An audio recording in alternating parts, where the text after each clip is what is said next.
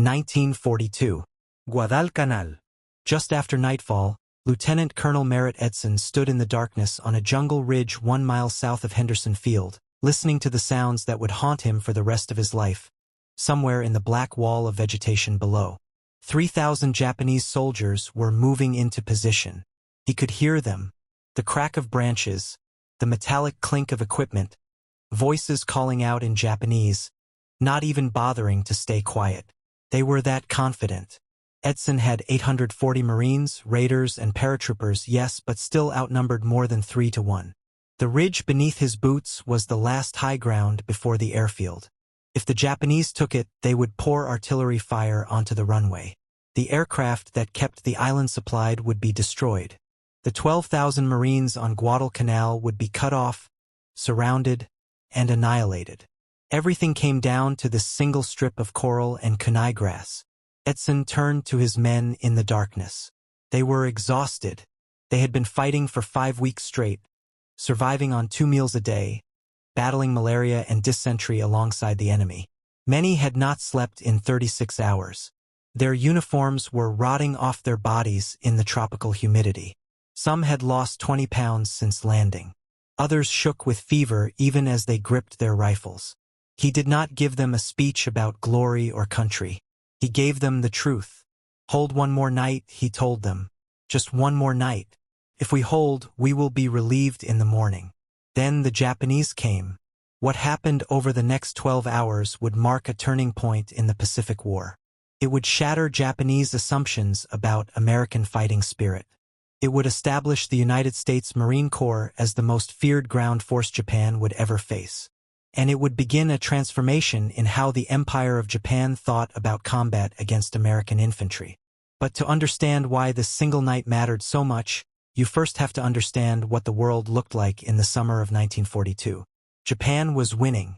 Not just winning, dominating. In the 6 months after Pearl Harbor, the Imperial Japanese Army and Navy had swept across the Pacific with a speed that stunned military observers worldwide. Hong Kong fell in 17 days.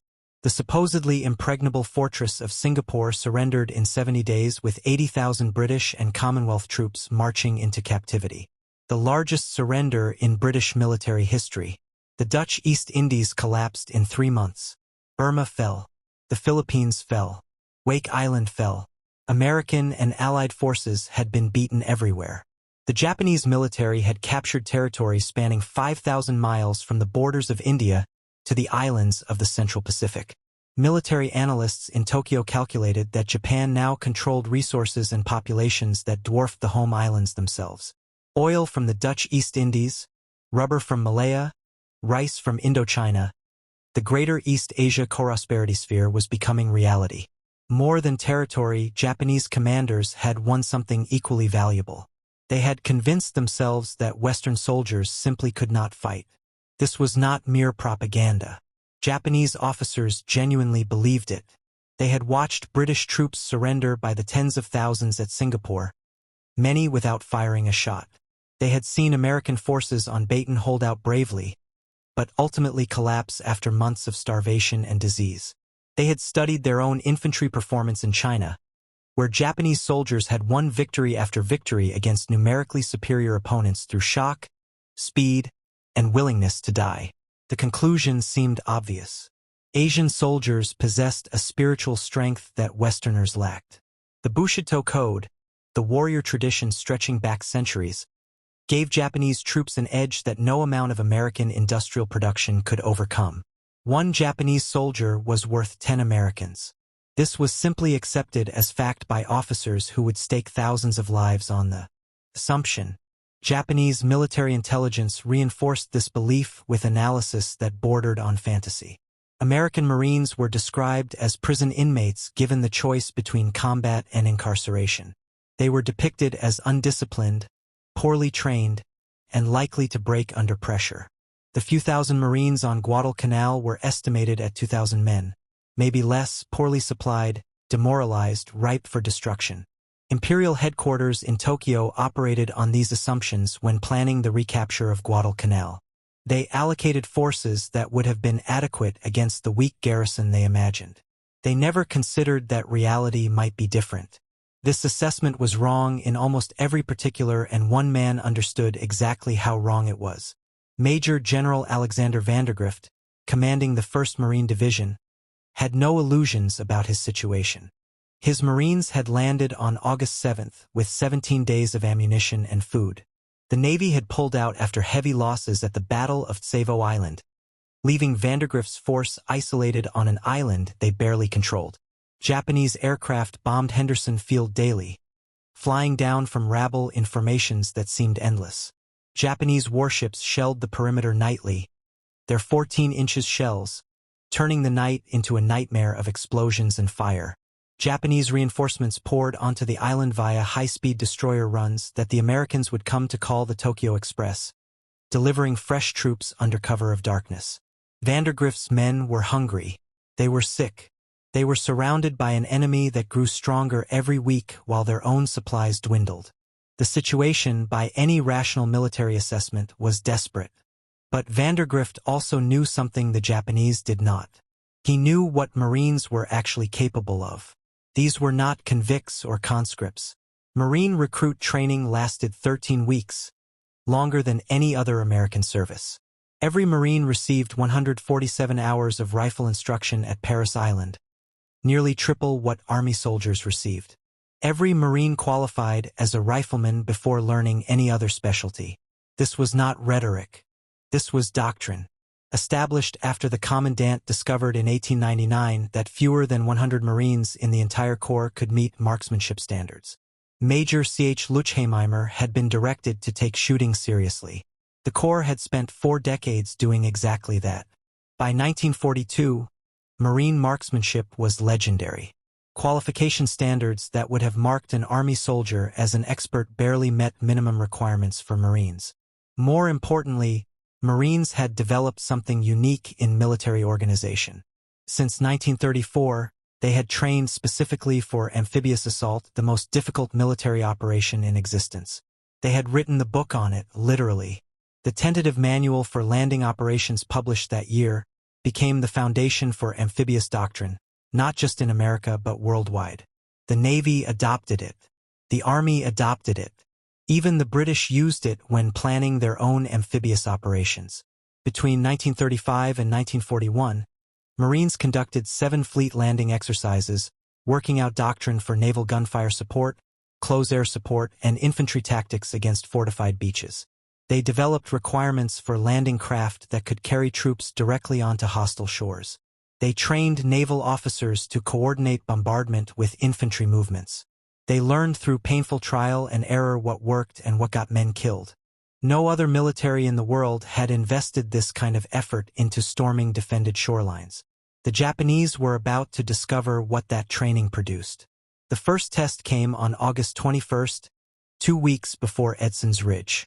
Colonel Konoe Ichiki led 917 elite Japanese soldiers across a sandbar at the mouth of the Elu River, misidentified on American maps as the Tenaru. These were veterans of the China campaigns, hardened troops who had never known defeat. Ichiki himself was a decorated officer with years of combat experience. His regiment had participated in the conquest of Guam. They expected to sweep through the American lines in a single night. They attacked at night, screaming, bayonets fixed, absolutely certain they would shatter the Marines, as they had shattered every other enemy they had faced.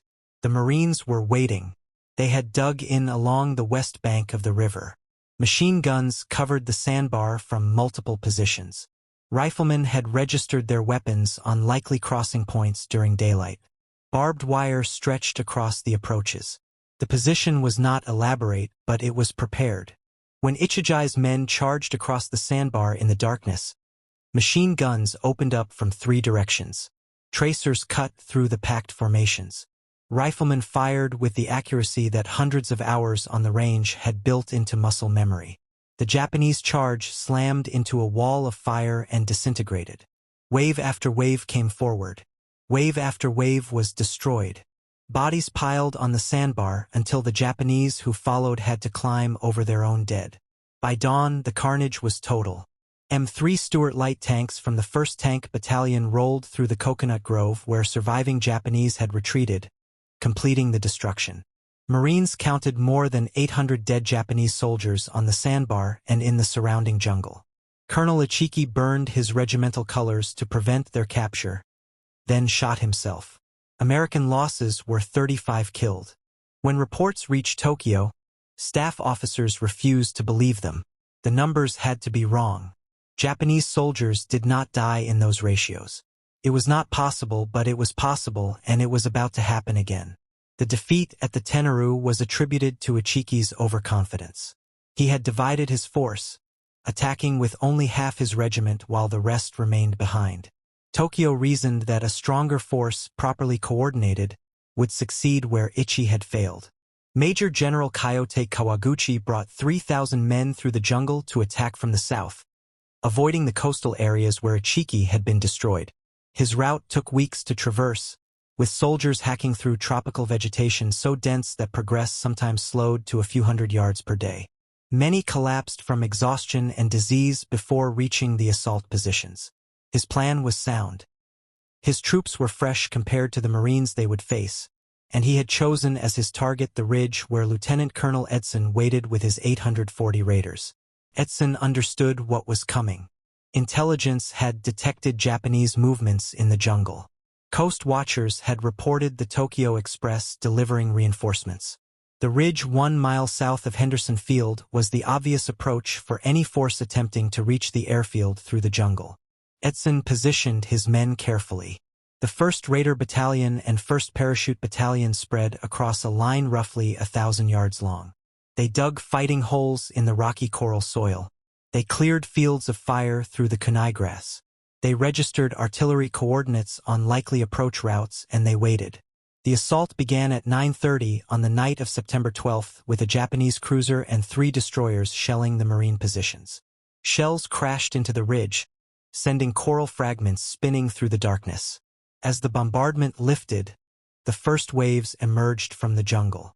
What followed was 12 hours of combat so intense that veterans struggled to describe it for the rest of their lives.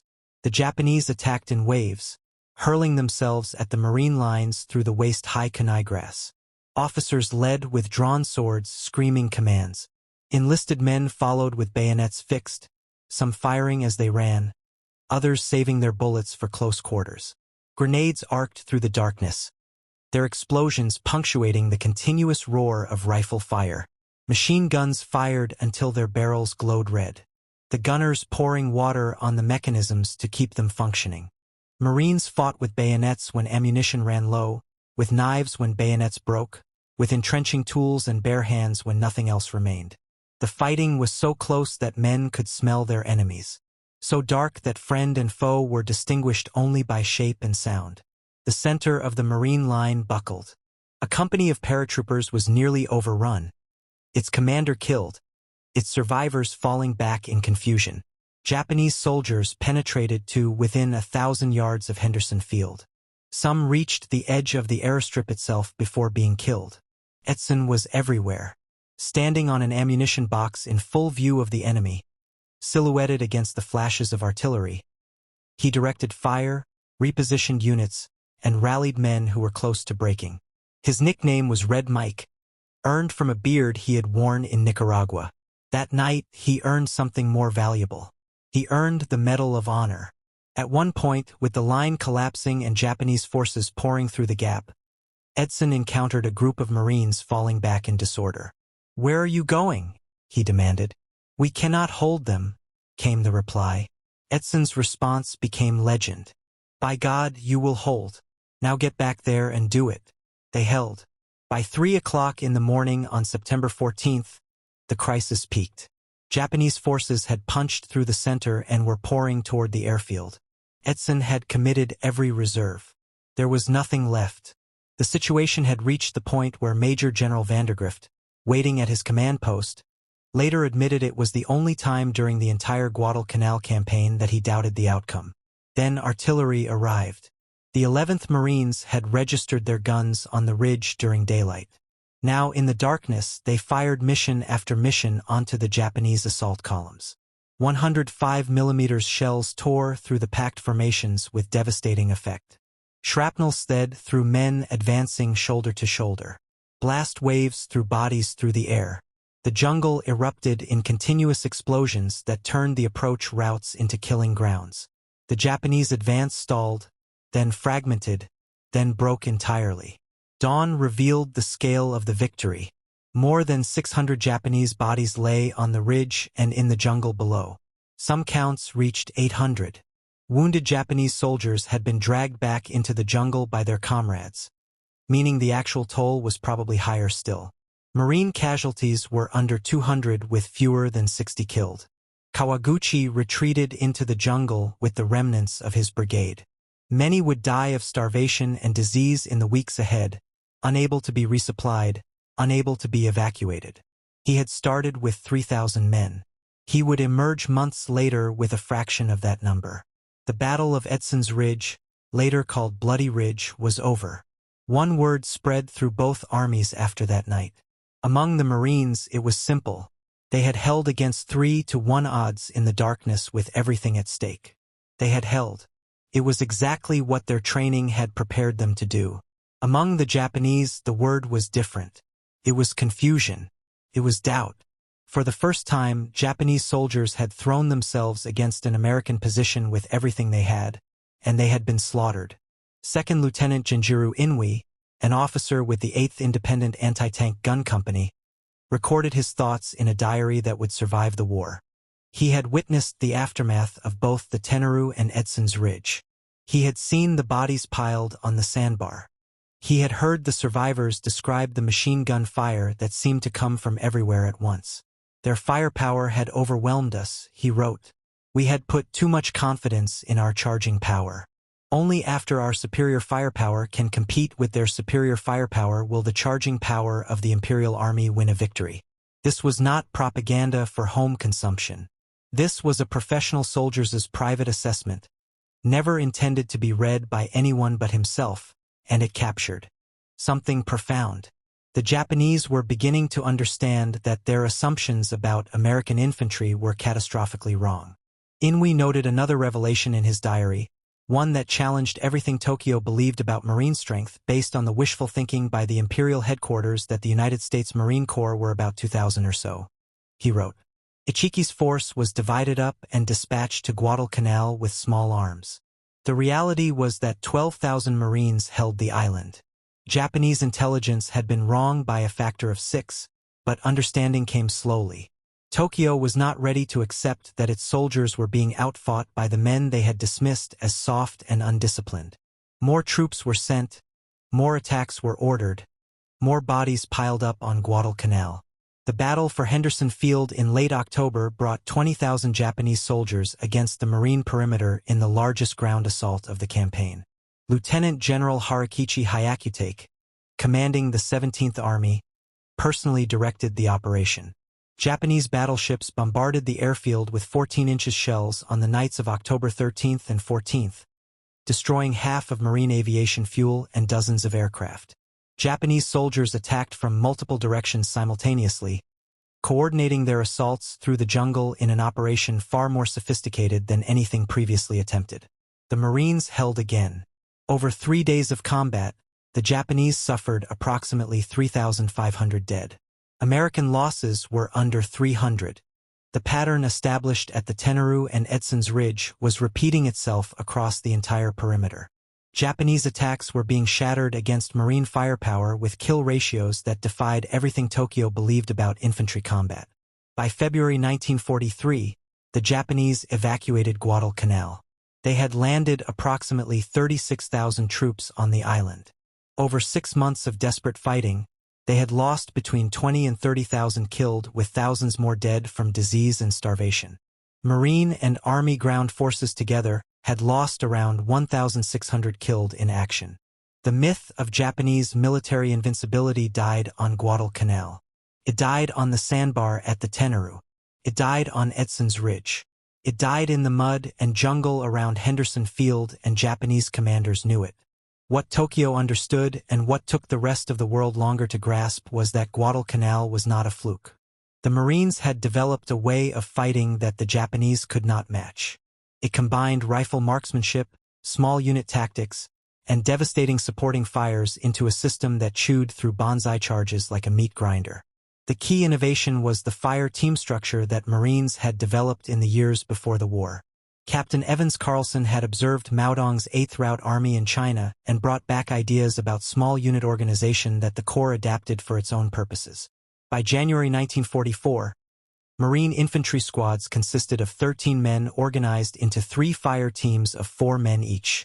Each fire team contained a leader, an automatic rifleman carrying the Browning automatic rifle, an assistant automatic rifleman, and a rifleman. This meant 3 automatic weapons per squad. Army squads of the same period carried only 1 Browning automatic rifle. Marines could generate 3 times the automatic weapons fire at the squad level, the basic building block of infantry combat. The difference mattered. In the close-range fighting that characterized Pacific Island combat, concentrated automatic fire was decisive. A Marine squad could suppress an enemy position while maneuvering against it, using 1 fire team to pin the enemy and 2 to attack from different angles. This flexibility had been designed for amphibious assault, where units often landed fragmented and had to operate independently. It proved equally valuable in jungle warfare where larger formations could not maintain cohesion. The war in the Pacific had changed. The question was whether Japan could adapt.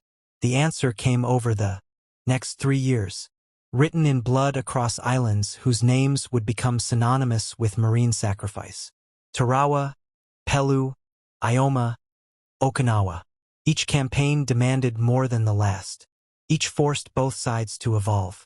At Tarawa in November 1943, the 2nd Marine Division assaulted Bidio Island, a fortress of concrete bunkers and coconut log barriers defended by nearly 5,000 elite Japanese naval infantry. Rear Admiral K.G. Shibasaki, the Japanese commander, had built what he considered an impregnable position. Every approach was covered by interlocking fields of fire. Heavy guns could reach any point where invaders might land. Shibasaki boasted that 1 million men could not take Taro in 100 years. The Marines took it in 76 hours. The cost was appalling. Nearly 1,000 Marines died, many of them winging hundreds of yards through chested water under machine gun fire because their landing craft could not clear the coral reef. A rare tidal condition called an apogee neap tide had reduced water depth over the reef to barely 3 feet, grounding Higgins boats that needed 4T to pass. Only the LVT amphibian tractors could cross. Everyone else had to wade. More than 2,000 additional Marines were wounded.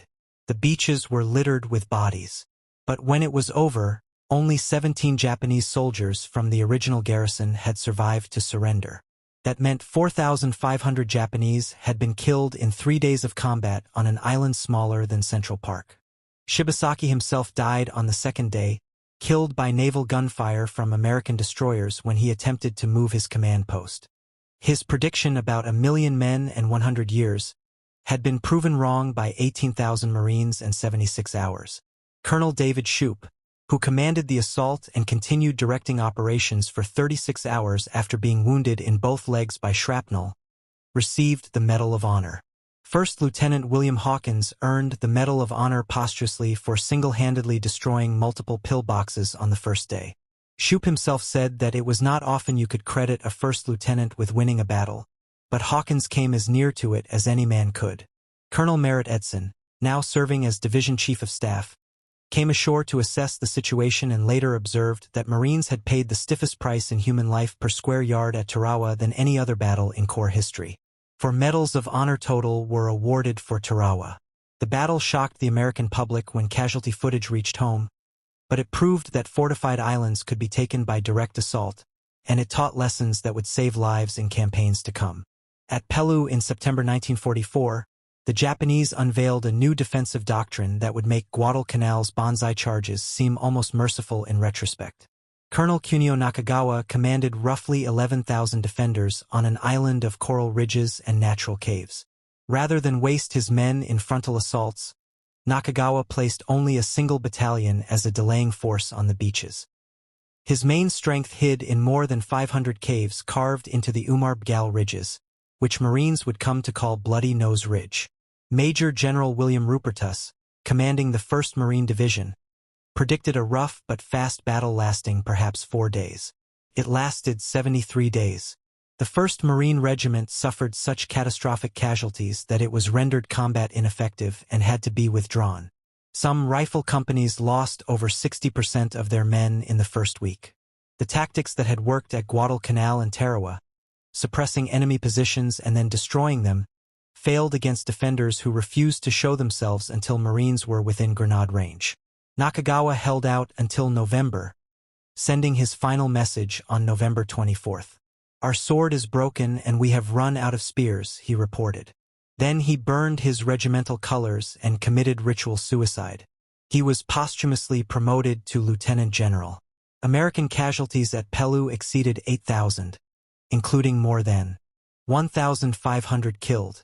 Japanese losses approached 11,000, with only a handful surviving to become prisoners. The lessons of Peleliu spread through both militaries. The Japanese had found a way to multiply the effectiveness of their defenders. The Marines had found that their existing tactics were no longer sufficient. Both would apply what they learned to the battles still to come. By 1944, Japanese military doctrine was undergoing a fundamental shift. The lesson of Guadalcanal, confirmed at Tarawa, could no longer be ignored. American Marines were not soft. They were not undisciplined. They were not going to break under pressure. Banzai charges, the massed infantry assaults that had worked in China and across Southeast Asia, were simply feeding men into a killing machine. Lieutenant General Tadamaki Kurabayashi was perhaps the first Japanese commander to fully absorb this lesson and act on it. Assigned to defend Ioma in June 1944, Kurabayashi brought unusual qualifications to the task. He had spent time in the United States from 1928 to 1930, traveling extensively across America. He had visited Detroit and observed American industrial capacity. He had studied American military thinking. He understood his enemy in a way few Japanese officers did. More importantly, Kurabayashi had studied Tarawa with professional intensity. He knew that clinging to the myth that American infantry had no stomach for close combat was, in his own words, foolhardy. The Marines had overwhelmed a heavily fortified special naval landing force in 3 days. They had waded through fire that should have stopped them cold. They had taken casualties that should have broken them and kept attacking. Anyway, Kurabayashi concluded that everything about Japanese defensive doctrine needed to change. No more beach defenses. The Marines' naval gunfire and air support made coastal fortifications death traps. Positions on the beach would be destroyed before the enemy even landed. The defenders would pull back inland into caves and tunnels where American firepower could not reach them. No more banzai charges. Every soldier who died in a pointless frontal